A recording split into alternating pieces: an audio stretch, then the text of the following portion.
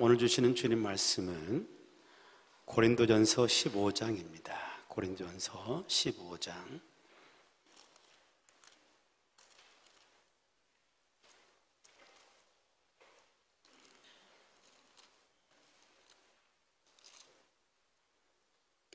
(50절부터서) 마지막 (58절까지) 말씀 찾으셨으면 아멘. 자, 우리 다 같이 합독하시겠습니다. 형제들아, 내가 이것을 말하노니 혈과 육은 하나님 나라를 이어받을 수 없고, 또한 썩는 것은 썩지 아니하는 것을 유업으로 받지 못하느니라. 보라, 내가 너희에게 비밀을 말하노니 우리가 다 잠잘 것이 아니요 마지막 나팔에 순식간에 호련히 다 변화되리니, 나팔 소리가 나매 죽은 자들이 썩지 아니할 것으로 다시 살아나고 우리도 변화되리라. 이 썩을 것이 반드시 썩지 아니할 것을 입겠고, 이 죽을 것이 죽지 아니함을 입으리로다. 이 썩을 것이 썩지 아니함을 입고 이 죽을 것이 죽지 아니함을 입을 때에는 사망을 삼키고 이기리라고 기록된 말씀이 이루어지리라. 사망아, 너의 승리가 어디 있느냐? 사망아, 내가 쏘는 것이 어디 있느냐? 사망이 쏘는 것은 죄요, 죄의 권능은 율법이라. 우리 주 예수 그리스도로 말미암아 우리에게 승리를 주시는 하나님께 감사하노니, 그러므로 내 사랑하는 형제들아, 견실하며 흔들리지 말고 항상 주의 일에 더욱 힘쓰는 자들이 되라. 이는 너희 수고가 주 안에서 헛되지 않은 줄 알미라. 아멘. 할렐루야. 오늘은 기쁜 부활주일입니다. 오늘도 부활의 주님이 우리 가운데 함께 하시는데, 주님이 함께 하시는 그 임재를 느끼는 소중한 시간 되기를 축원합니다. 저는 오늘 또 유머러스 말씀을 시작하겠습니다. 함께 살던 딸이 대학 시험에 합격해가지고 멀리 떠나게 되었습니다. 그래서 이 딸이 그동안 자기가 아끼고 사랑하면서 길렀던 화초며 또 금붕어며 또 그리고 강아지며 엄마한테 맡기고 잘 부탁하고 떠나게 되었습니다. 근데 엄마가 서툴러 가지고 그걸 다 죽이고 만 거예요. 이 딸이 이거 알면 얼마나 슬플까 그런 생각이 들지만, 그래도 알리지 않을 수 없어 가지고 전화로 딸한테 이제 그 소식을 알리는 겁니다. 딸아, 미안하다. 네가 그렇게 아끼던 그 화초가 죽고 말았어야. 그랬더니 애가 충격을 받는 거예요. 그러면서 애가 하는 이야기가, 그럼 엄마, 금붕어는요? 금붕어도 죽었어야. 그랬더니 요놈이 막 낙담하는 것이 느껴지는 거예요. 그러면서 요놈이 또 하는 말이, 그럼 엄마, 강아지는요? 강아지도 죽었어야. 그랬더니 이놈이 통곡을 하면서 흐느껴 오는 거예요. 가슴이 철렁. 엄마가 내려앉은 겁니다. 근데 흐느껴 울면서 그 다음 엄마한테 한 말을 듣고 이 엄마가 한바탕만 박장대소할 뻔했어요. 뭐라고 요놈이 흐느끼면서 말했냐면, 엄마, 그러면 아빠는요? 그러더라고요. 여러분, 죽음이란 건 슬픈 거예요. 죽음은 슬픕니다. 근데 오늘은 한없이 기쁜 날이에요. 왜? 우리 주님이 사망 권세를 깨뜨리시고 다시 사셨기 때문입니다. 이 부활주일이에요. 우리 지난 한 주간 우리는 고난주간을 거쳐왔습니다. 주님이 우리를 위해서 고난당하신 그 고난에 함께 참여하고, 또 성찬식도 같이 거행하면서 주님을 깊게 느껴보고 그런 시간을 가졌습니다. 주님이 십자가에 못 박히시고, 그리고 장사되어서 무덤 속에 3일을 지내십니다. 이제 더 이상 어떤 희망도 없고 아무런 일도 일어날 기미가 보이지 않는데, 3일째 되는 그날 주님은 이 사망의 권세를 깨뜨리시고 다시 사신 거예요. 아멘. 그래서 우리에게 희망을 주는 거예요. 우리가 좀 이상하게 생각한 점이 있어요. 교회는 이날들을 참 우리는 너무 소중하기 때문에 지키게 되는데, 이 성탄절은 항상 날짜가 고정되어 있잖아요. 언제예요? 모르는 분 안 계시죠? 12월 25일 딱 고정이 되어 있어요. 그런데 고난주간이랄지 부활절은 성탄절 못지않게 중요한 날인데 언제인 줄 아세요? 몰라. 우리가 그날이 어느 날이야? 그건 모른다고. 몰라요. 왜? 자꾸 달라져요. 그때 달라요. 늘 달라져요. 왜 이렇게 달라지냐 하면은요, 그 예수님이 십자가에 못 박히신 그 시점이 6월절이라고 그랬어요. 근데 이스라엘 백성들이 그 사용했던 당시의 그 달력, 그것은 그 종교력으로 씁니다. 지금으로 말하면 음력하고 약간 비슷한 점이 있어요. 그런 종교력을 쓰는 것이고, 지금 우리는 태양력을 쓰잖아요. 이 사이에 맞지 않는 점이 있는 겁니다. 그래서 각자 서로 다르게 이 부활절을 기념을 지켜왔는데, 325년에 니케아 회의라는 전 세계의 어떤 종교 회의가 니카에서 이렇게 모이게 되죠. 거기에서 결정된 상이 바로 뭐냐면은 부활절. 이 부활절은 어느 날 정하느냐? 춘분 후 첫 보름달이 뜨고 처음 돌아오는 그 주일이 바로 부활절이다. 이게 정한 겁니다. 상당히 어렵죠. 자, 우리 지금 올해로 계산해 봅시다. 올해 춘분은 정해졌죠. 언제예요? 춘분은 잘 모르시는가 보다. 3월 21일 춘분. 3월 21일 춘분 후 첫 보름달이 뜬단 말이에요. 보름이에요. 음력으로 보름. 보름이 언제였어요? 어저께가 보름이었다니까. 모르고 하잖아 우리가. 어저께가 보름이었어요. 어저께 보름이 지나고 난 다음에 첫 주일이니까 오늘이잖아요. 응?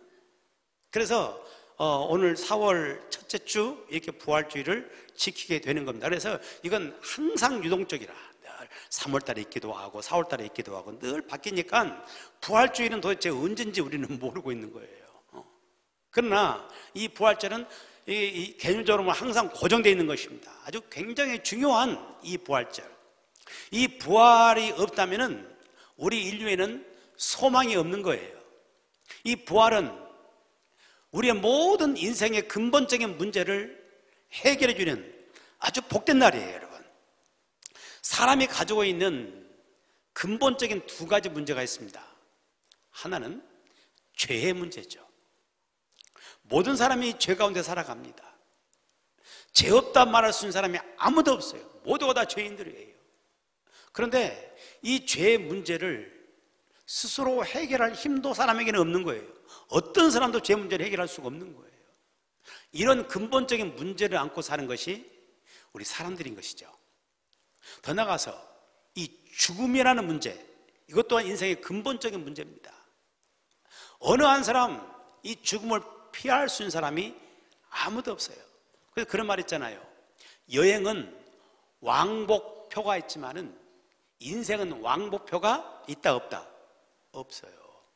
우리 여행을 갈 때 왕복표를 끊어 가잖아요. 가는 표, 오는 표 끊어 가지고 여행하고 다시 돌아옵니다.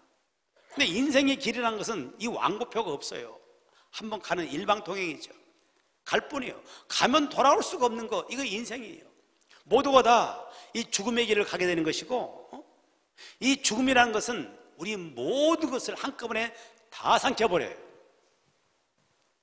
얼마나 몸부림치면서 인생 살아갑니까? 무언가를 얻어보기 위해서, 좀 더 잘 때 보기 위해서, 뭔가를 좀 더 모아보기 위해서 얼마나 몸부림치면서 살아갑니까? 그런데 죽음이란 것은 이 모든 것을 한꺼번에 다 삼켜버려요. 다 삼켜요. 이 죽음은 그 후에 어떤 일이 내 앞에 있을지를 예측을 못하는 거예요. 마치 끝없는 심연 속으로 빠지는 것 같은 이런 두려움, 이런 두려움이 죽음에게 있는 거예요. 사람들이란 것은 이 죽음이라는 근본적인 문제 앞에서 항상 두렵고 이 죽음을 피하고 싶은 거, 이게 사람의 본성이거든요. 그리고 우리가 이런 문화권 속에 살다 보니까 엘리베이터를 늘 많이 이용합니다만은 엘리베이터 보면은 참 희한해. 우리 한국 엘리베이터 보면은 1층, 2층, 3층, 다음에 무슨 층? F층이야. 몇 층이 돼야 돼? 4층이 돼야 하는데 왜 그냥 F층이 나온다고? 영어를 잘해서, 우리나라에서 영어를 잘해서 그냥 F로 쓰는 것도 아니잖아요. 이 4자를 기피한다니까? 이게 4자를 왜 기피해요? 이 아라비아 숫자 4자가 죽음을 의미한 건 아니에요. 그런데 의미 비슷해. 의미. 죽을 4자하고 아라비아 숫자 4자하고 음만 비슷해. 뜻은 전혀 틀려. 아무 상관이 없어. 음만 비슷해도 싫어. 그래서 4자 대신에 F자를 쓰고 살아가요. 얼마나 죽음을 사람들이 두려워하고 기피하는지 몰라요. 그런다 할 때 이 죽음은 우리에게 찾아오는 겁니다. 근데 이 부활절은 주님이 우리가 그렇게 두려워하고 우리 모든 것을 한꺼번에 삼켜버리는 사망 권세를 예수님이 깨뜨리시고 다시 사신 것입니다. 그래서 우리의 근본의 문제를 해결해 주신 복된 날이 바로 이 부활절인 줄로 믿습니다. 오늘 성경에 보게 되면 오늘 성경은 이 사망, 우리가 그렇게 두려워하는 이 사망을 조롱합니다. 경멸합니다. 사람은 그렇게 죽음을 두려워하는데 성경은 이 사망을 막 조롱하고 경멸하고 그런 거예요. 55절 말씀 봐요. 55절 시작. 사망아 너의 승리가 어디 있느냐? 사망아 내가 쏘는 것이 어디 있느냐? 이 사망 막 조롱하는 거예요. 사망아 너의 승리가 어디 있냐? 너 한번 내놔봐. 네가 뭘 승리할 수 있어? 너 아무것도 아니잖아. 사망아 너의 쏘는 게 어디 있냐? 네가 쏠 때면 쏴봐. 너 그거 아무것도 아니야. 너는 사망을 무시하고 조롱하는 그런 말씀을 하고 있는 거예요. 왜 그러는 건가요? 그 이유는 57절이에요 57절 보게 되면 같이 시작.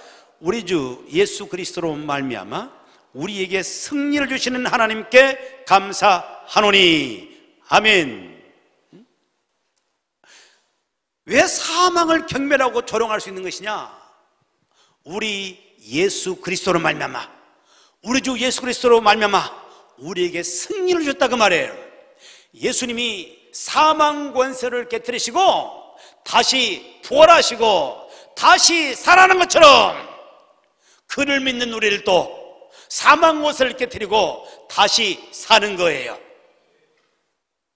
제가 어릴 때 저는 어머님을 도와서 농사일을 자주 했습니다. 근데 저희가 농사였던 바가운데 고추 농사가 잘 되는 맛이 있었어요. 해마다 그 고추를 심어가지고 재미를 쏠쏠하니 많이 봤거든요. 근데 이 고추 농사를 지어보게 되면 고추 농사를 지어가지고 잘 자라게 되면 열매가 맺잖아요. 처음 열매가 딱 맺어져요. 처음 열매 딱 맺고 끝나버립니까? 그런가요? 아니요. 그럼 어떻게 돼요? 또 열리고 또 열리고 계속 열려요. 계속 가을까지 찬소리가 내릴 때까지 계속 맺히는 거예요. 언젠가 그 농업 박람회를 갔더니 고추 나무가 1년생이 아니더만. 우리나라 계절이 그래서 그렇지 다른 계절에서는 단년생이 아니고 그냥 고추 나무야. 안 죽어. 계속 맺는 거야. 계속 좋은 기후 속에서는 그러더라고요. 그러니까 한 번 첫 열매가 맺는다고 끝나는 것이 아니라 첫 열매 맺다는 것은 그 다음에 열매가 또 맺고 그 다음 열매가 또 맺고 그 다음에 열매가 또 맺고 그 다음 열매가 또 맺고 그 다음 열매가 또 맺고 이 눈치가 이렇게 이 정도 오십니까? 그 다음에 계속 열매가 맺는 것처럼 아멘. 우리 예수님이 부활의 첫 열매 되는 것처럼 우리 예수 그리스도를 따라서 계속해서 열매를 맺어가는 거예요. 그 이야기가 오늘 15장 20절 말씀이 한번 읽어볼까요? 15장 20절 같이 시작. 그러나 이제 그리스도께서 죽은 자 가운데서 다시 살아나사 잠자는 자들의 첫 열매가 되셨도다. 다시 사심을 통해 잠자는 자 첫 열매가 되어서 그를 믿는 우리 역시도 부활의 열매에 참여할 수 있는 자가 된다 그 말이죠. 여러분, 이 부활의 이 분명한 신앙 갖고 삶을 살기를 축복합니다. 근데 이 부활이라는 것이 역사상 단 한 번인 일이잖아요. 예수에서 부활 딱 한 번의 일이잖아요. 그러니까 사람들이 이걸 참 믿기가 어려운 거예요. 죽었는데 다시 산다, 이게 안 믿어지는 거예요. 그래서 여러 가지 설들을 만들어냅니다. 믿을 수 없는 설들. 그 설 가운데 하나가 가사설이에요. 가사설. 무슨 이야기냐면은 예수님이 돌아가신 것이 아니고 잠깐 기절하신 거야. 그랬다가 다시 깨어나신 거야. 이런 가사설이라는 설을 이야기하면서 예수님 부활을 부인하는 거죠. 또 하나 설은 어떤 설이냐면은 환상설이요. 예수님을 너무 사모했던 그 여인들이 너무 사모하다 보면 뭐가 보여? 헛것 보인다고. 헛것 보여. 환상 보여. 헛것 보고 그 예수님 부활했다 해가지고 지금 이 예수님 부활의 소문이 확 퍼졌다는 이야기죠. 또 하나는 도난설이라는 설이 있어요. 도난설. 가장 사람들을 설득력 있게 하는 도난설이죠. 예수님의 제자들이 예수님의 시체를 도난에다가 어디다 숨겨놨다는 이야기죠. 그래서 사람들한테 거짓말로 예수님 부활했다 막 이렇게 소문을 내가지고, 그래서 지금 사람들이 예수님 부활했다고 믿고 있다는 이야기지. 이 부활이라는 것은 너무 놀라운 일이기 때문에 사람은 믿을 수가 없는 거야. 그래서 막 그런 설들을 만들어냈는데, 오히려 이런 설들이 오히려 예수님의 부활을 더 확증시켜 주는 겁니다. 여러분, 가사설을 생각해봐요. 가사설. 실제 죽은 것이 아니라 잠깐 기절했다가 깨어났다는 가사설을 생각해봐요. 여러분, 만약에 예수님이 잠깐 기절했다가 다시 깨어난 것이라고 한다면은, 그렇다면은 예수님의 몸이 잠깐 기절하기 전이나 기절하고 다시 깨어나는 이유나 같아요, 틀려요? 같은 몸이죠. 똑같이 그 육신적인 한계에 있어서 시간과 공간의 제약을 받을 것 아니에요. 근데 부활하신 예수님의 몸은 그런 몸이 아니었어요. 시간과 공간을 초월해 버립니다. 어떤 경우에는 예수님의 제자들이 두려워가지고 다락방에 모여서 숨어 있는데 예수님 문도 안 열고 속으로 쑥 들어오셔가지고 너희에게 평강이 있을지어다. 공간을 초월해버려요. 어떤 시간을 초월해버립니다. 엠마오라는 두 제자들이 굉장히 슬픔 가운데서 예수 십자가를 생각하며 내려가고 있는데, 그건 예수님이 갑자기 확 나타나셔서 그들에게 말씀을 깨우쳐 주시고 말씀을 가르쳐 주시더니 딱 깨달으니까 예수님 또 안 보이는 거야. 이 공간을 초월한 거야. 그러니까 예수님의 그 몸은 어떤 몸이냐면은 부활체의 몸에 있다는 이야기죠. 가사설이 오히려 예수님의 부활을 증명하고 있는 거예요. 환상설. 헛것 봤다는 이야기죠. 그런데 한 사람이 헛것을 볼 수 있을지 몰라도 집단적으로 헛것을 볼 수 없고 반복해서 헛것 볼 수도 없는 거예요. 근데 예수님이 부활하여 40일 동안 지내시면서 무려 성경에 나타난 것만 몇 번을 나타내시냐면은 11번을 나타내시고, 그리고 어떤 경우에는 500의 형제에게 동시에 나타납니다. 동시에 나타나시고, 환상을 볼 수 있는 것이 아니고 수많은 사람들이 함께 보았던 사건인 것이고요. 그리고 이 도난설도 마찬가지입니다. 예수님의 제자들이 예수님의 시체를 도난했다는데 이건 진짜 소도 자다가도 웃는 거예요. 왜 그러냐면요, 예수님의 제자들 알잖아요. 어떤 위인들이었어요? 아주 겁쟁이들, 용기 없어요, 비겁해요. 예수님 십자가 못 박힐 때 다 도망가요. 그나마 좀 나은 베드로 재판받는 자리에 갔다가 그 여자의 말 한마디에 놀래가지고는 예수님 모른다고 부인하고 저주까지 하던 그런 위인들이 어떻게 지금 예수님의 무덤을 로마 병사들이 진을 치고 지키고 있는데 그 사이를 뚫고 들어가서 예수님이 시신을 도난해 왔다?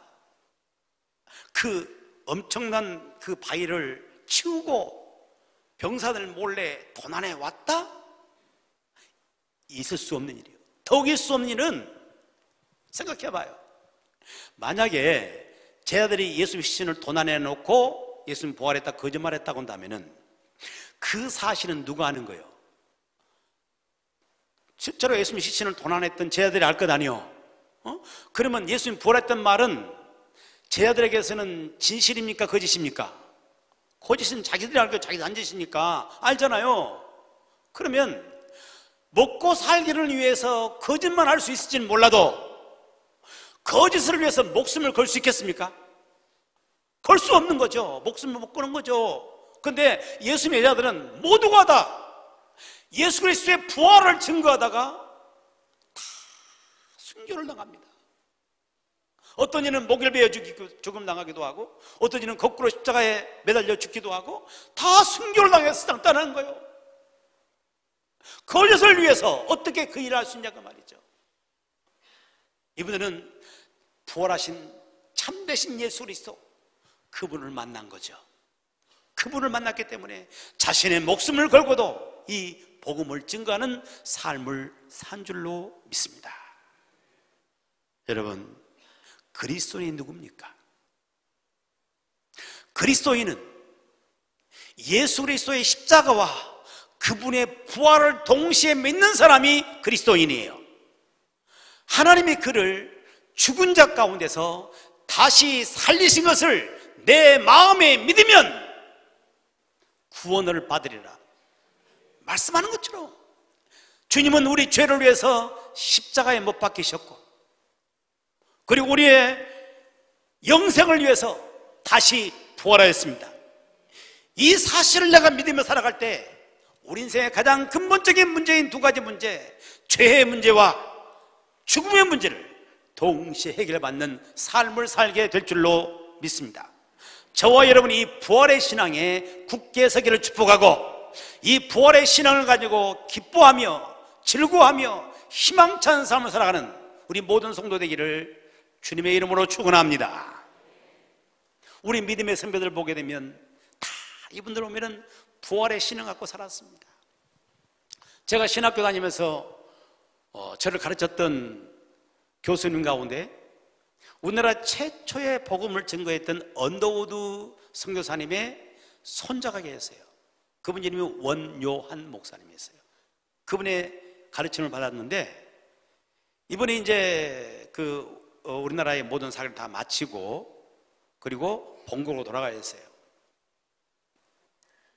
그래서 나이가 드시고 어느 날 학교로 엽서 한 장이 날라온 겁니다. 이 원요한 목사님 보낸 엽서였어요. 그 엽서에는 단 두 글자가 써 있었습니다.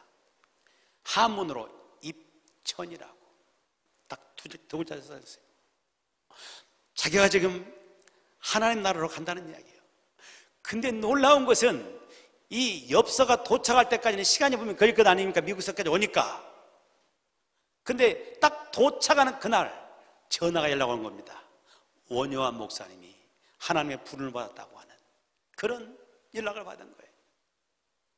인생의 삶을 살아가면서 죽음에 매이는 것이 아니라 죽음을 뛰어넘어 부활의 세계, 하나님의 그 나라, 그 나라를 바라보면서 살더란 이야기죠. 이게 부활 신앙입니다. 또한 우리나라에 빼놓을 수 없는 우리 한국교회 어른 가운데 한 분, 김정준 박사님.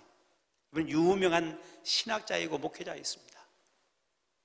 이분이 일생을 살아가면서 몸에 굉장히 약했다고 그래요.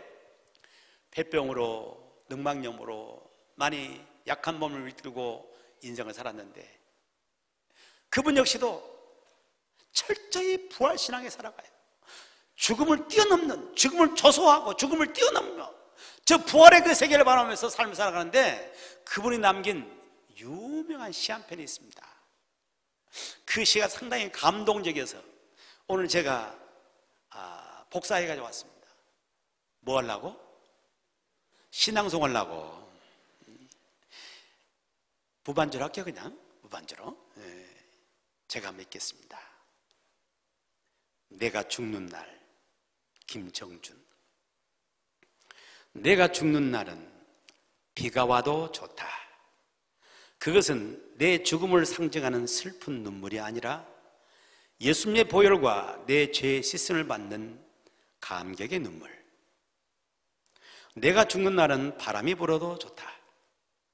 그것은 내 모든 이 세상 시름을 없이 하고 하늘나라 올라가는 내 길을 준비함이라.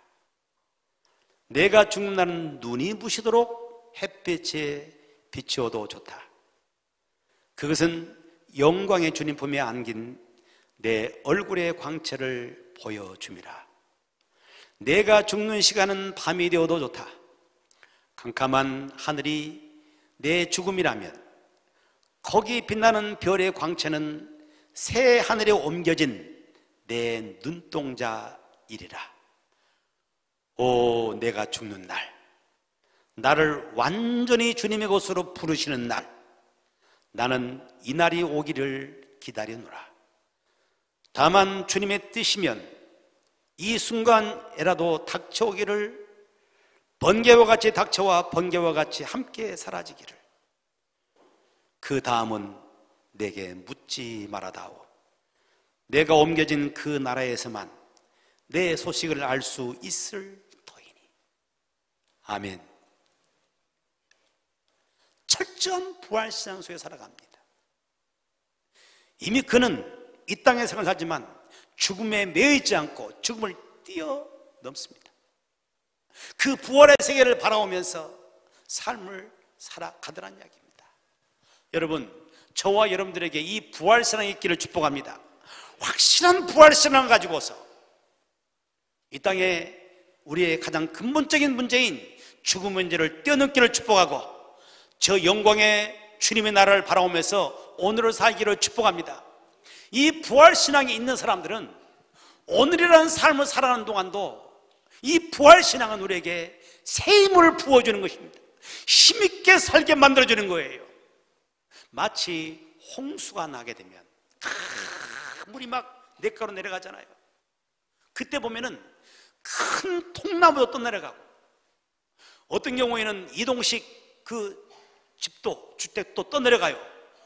어떤 경우는 차까지 떠내려가요. 엄청난 그 힘으로 쓸고 내려가는 이 홍수. 그런데 너무 놀라운 것은 약하되 약한 송사리, 피라미, 이런 것들은 홍수를 거슬러 올라갑니다. 올라가요. 뭐 때문에요? 그 속에는 생명이 있습니다. 그 생명이 홍수를 거슬러 올라가는 겁니다. 인생을 살아가다 보게 되면 수많은 홍수 같은 문제를 만나는 겁니다. 질병의 문제, 사업의 문제, 관계의 문제, 수없이 많은 문제를 만나요. 그러나 부활의 생명이 그 속에 있는 사람들은 이미 죽음을 뛰어넘는 거예요. 죽음보다 더 큰 문제는 없는 겁니다. 아무리 큰 문제도 죽음보다 큰 문제는 없는 거예요. 죽음을 뛰어넘는 부활신앙 가진 사람들은 세상 속에 있는 수많은 문제들 능히 이길 수 있는 힘이 생기는 것이고, 마치 송사리, 마치 이 피라미, 양한 것들이 이 홍수를 뚫고 나간 것처럼 우리 속에 있는 모든 문제와 고난을 뚫고 나갈 수 있는 힘이 그에게 주어진 줄로 믿습니다. 이 부활신앙이 굳게서는 저와 여러분 되기를 주의 이름으로 축복합니다. 이 부활신앙 가진 사람들은 이 땅의 삶을 어떻게 살아가는 것인가? 58절 말씀의 결론입니다. 58절 함께 읽어봅시다. 시작. 그러므로 내 사랑하는 형제들아, 견실하며 흔들리지 말고 항상 주의 일에 더욱 힘쓰는 자들이 되라. 이는 너희 수고가 주 안에서 헛되지 않은 줄 알미라. 아멘. 내가 부활신앙을 분명히 붙잡고 어떻게 살 것이냐? 항상 주의 일에 더욱 힘쓰는 자가 되라고 말해요. 아멘. 힘쓰십시오. 우리 이 땅의 생을 살아가면서 무언가 우리는 힘쓰면서 합니다. 어떤 사람은 건강을 위해서 얼마나 힘쓰면서 하는지 몰라요. 저도 몸이 좀 망가지니까 늘 건강에 대한 관심이 굉장히 많아져. 건강에 얼마나 힘을 쏟는지 몰라.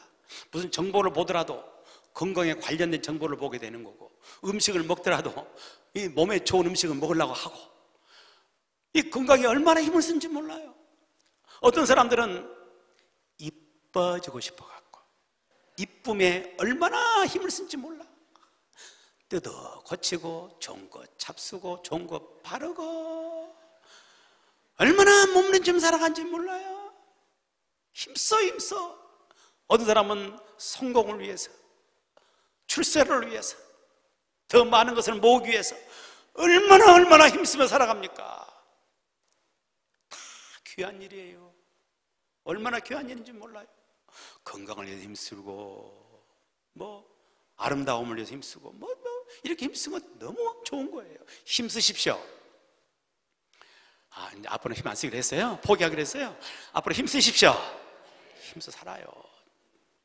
그렇게 살아야 돼요, 우리는. 그런데 그렇다고 해서 주의 일을 멀리하지 말고 주의 일은 더욱 힘쓰세요. 주의 일은 더욱 힘쓰세요. 왜냐하면 이것은 우리를 헛되게 하지 않아. 다른 것도 우리를 헛되게 만들 겁니다. 다 헛되게 할 거지만은 주의 일에 더욱 힘쓰는 사람들은 이거 헛되지 않게 한다고 그랬어, 우리 인생을. 그럼 우리가 주의 일에 더욱 힘쓰면서 삶을 사는 건데, 주의 일이 바로 뭡니까? 주의 일은 주님이 기뻐하신 일이에요. 주님의 기뻐하는 일을 더욱 힘쓰며 사는 겁니다. 어제는 참 반가운 기쁜 소식을 들었습니다. 우리 지금 다음 세대들 모든 부서들이 참 어려운 시대 가운데서도 지금 굉장히 부흥을 하고 있어요. 그런데 이 소식이 지금 대구까지 알려져 가지고 대구에 있는 교회에서 우리 교회 아동부 좀 탐방을 오고 싶다고 해가지고 허락해 줬어요. 1박 2일 동안 토요일날 와서 여기서 잠을 자고 주일날 와서 참관해보고 이렇게 좀 배우고 싶다고 해서 오더라고. 그러니까 이게 사실 제 꿈이었거든요. 이 한국교회 다음 세대가 사라지고 있는데 우리 교회 다음 세대가 살아나서 이 한국에 희망을 주고 싶다, 늘 외쳤던 말이잖아요. 시작되는 거예요. 그래서 너무 반가웠어요. 그런데 어제 또다시 어떤 교사들과 함께 점심 식사를 하게 되었어요. 우연하게, 너무 우연하게. 근데 그 자리에서 한 교사의 이야기 너무 마음에 감동을 줬어요. 이 교사가 하는 이야기가 아동부 아이들을 전도하기 위해서 아이들을 토요일마다 자기 집으로 초청을 한대요. 근데 지난 주일날은 머시매들만 몇 명 왔냐면은 17명이 왔대요. 자기 집으로 하룻밤을 같이 잠을 자는 거예요. 거기서 밤을 자는데 이 신경 쓸 일이 한두 가지 아닌 거예요. 그냥 그 아이들 각각 그 부모한테 다 전화해서 허락을 받아야 되고, 애 오면은 그냥 요즘에 보통 잘 먹고 살아요. 그러니까 잘 먹여줘야겠, 냉장고에 다 털어가지고 애들 위해서 하고, 애들이 오면 얼마나 어지럽히겠어요. 막 그런 거 다 1박 2일도 같이 지나가면서 함께 같이 놀아주고 그렇게 해서 애들을 주님의 전도로 인도하고 예수님 믿게 만들고 지금 그렇게 하고 있다고 그러니까 얼마나 막 감동을 받는지 몰라요. 막 주의 일에 막 힘쓰는 그런 모습이 주님의 교회를 살게 하는 것이고 영혼을 살리는 것이고 한국교회를 살리는 줄로 믿습니다. 이런 주의 일에 힘쓰는 삶을 살아갈 때 여러분 그 삶은 결코 헛되지 않을 줄로 믿습니다. 근데 우리가 주의 일에 힘쓰는 가운데 한 가지 반드시 주의할 게 있어요. 경고하며 흔들리지 말라고 말씀해요. 흔들리지 말라는 얘기입니다. 왜 흔들리지 말라고 말하는가요? 주의 일을 감당하는 가운데 흔들어대는 것들이 너무 많으니까 그런 거예요. 우리 자신 안에도 우리를 주의 일을 하지 못하도록 흔들어대는 일이 너무 많아요. 그래서 보다 쉽게 살고 싶고 편안히 살고 싶고 예수 믿어 편안히 세상 쾌락 다 즐기면서 살고 싶은 이런 유혹들이 내 마음에 있어 나를 흔들어버려 주의 일을 감당하지 못하게 만들어가요. 밖에서도 오는 이러한 우리를 흔들어내는 일이 참 많아요. 결국은 사람 때문인데 사람 때문에 실망해서 흔들리고 사람 때문에 상처받아 흔들리게 되고 그 주의 일을 감당하다가 넘어지는 사람들이 어디 한둘이냐고요, 여러분. 근데 주님 분명히 말합니다. 흔들리지 말라고. 흔들리면은 내게 후회해요. 내게 후회입니다. 우리에게는 이 사망 권세를 깨뜨리고 다시 사신 주님이 계십니다. 주님의 그 부활에 있는 것입니다. 주님 부활하신 것처럼 우리 역시도 부활의 세계가 반드시 있습니다. 그날을 바라오면서 오늘의 삶을 살아가는 가운데 주의 이름으로 힘쓰는 저와 여러분 삶 되기를 주의 이름으로 축복합니다.